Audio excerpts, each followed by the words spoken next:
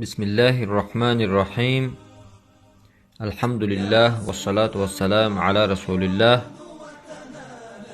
رسول الله صلی الله علیه و سلم روز قیامت امتانش را چه خیل میشناسد؟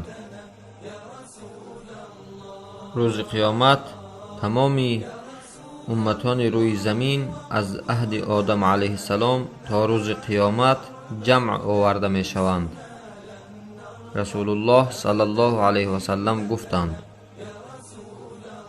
این امتی یدعون یوم القیامت غرا محجلین من آثار الوضوء فمن استطاع منکم ان یطیل غرته فلیفعل.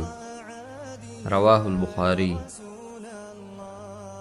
رسول الله صلی الله علیه و سلم گفتند: یقینا میشناسم من امتانم را، جدا میکنم امتان را از بین امتان دیگر روز قیامت از نوری که در رویشان هست و سفیدی و نوری که در دستهای پایهایشان است، از آثار طهارت کردن نورانی است.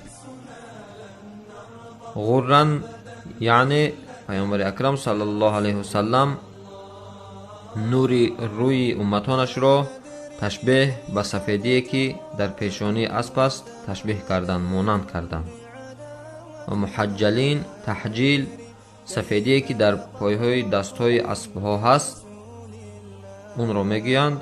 و رسول الله صلی الله علیه و سلم هم از اینکه امتانش دستهایشان را تا آرنج میشویند و پایهایشان را تا بوجلک میشویند نورانی میشود به اون تشبیه کردند، یعنی امتانش را از نور روی و نور دستهای پایهایشان میشناسد.